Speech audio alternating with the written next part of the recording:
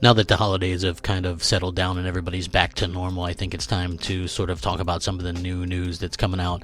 And I think some of it is fairly intriguing, especially for Sony, because Sony's going about some of these things the way that maybe Microsoft refuses to, or that Phil Spencer has refused to in the past. Now, will that change for next generation? That's something that we don't really know yet.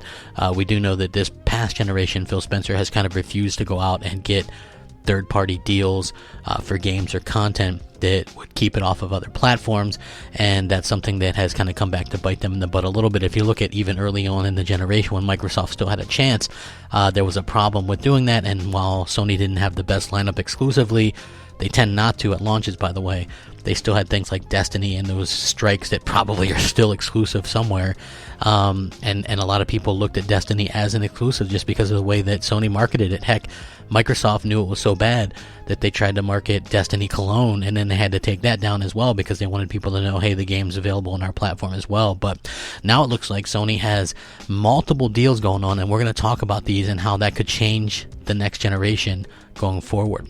Hey, what's up everybody? Crapgamer here with Crapgamer Reviews, back with another video. Thank you guys for checking it out. I appreciate it. Like, share, subscribe. I would appreciate that as well.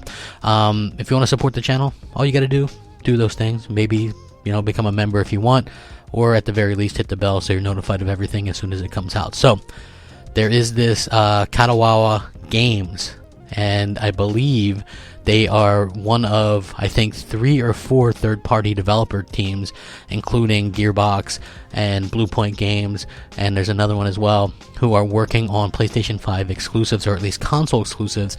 And this is something that Sony has proven that they're going to be relying on, particularly early on, when it comes to the PlayStation 5. Now, we're not saying the PlayStation 5 is not going to have any exclusives when it launches, because that would be asinine. Obviously, they're going to have some stuff, but when you need to launch a new console and you're trying to get people to migrate over to a different console, the best thing that you can do, obviously, is go out there and try to lure people with console exclusive things that you can't get on the other platform, because people are going to go, oh, should I get a PlayStation 5 or should I get an Xbox?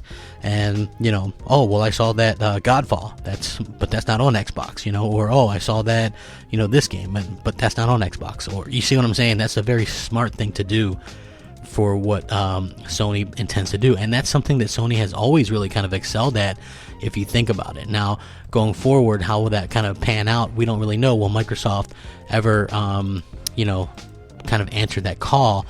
And that's something that we just don't know. We don't know. We're not really sure. We don't know how that's going to go. But if Microsoft continues to not kind of play ball in that area and just relies on their own content, it could make things a little bit interesting, as Sony has no problem getting down that content. I think that's something that they should definitely look into getting, and I would hope that they eventually kind of cave in on that. I think the whole not liking to get that stuff was really just kind of a swerve by Phil Spencer all along, and the fact that they weren't allowed to spend money to get that stuff for a while. So it's going to be very interesting to see how that works out. I would love your guys' thoughts and opinions on this, though. Let me know what you think. Rack 'em up. Crapgamer out.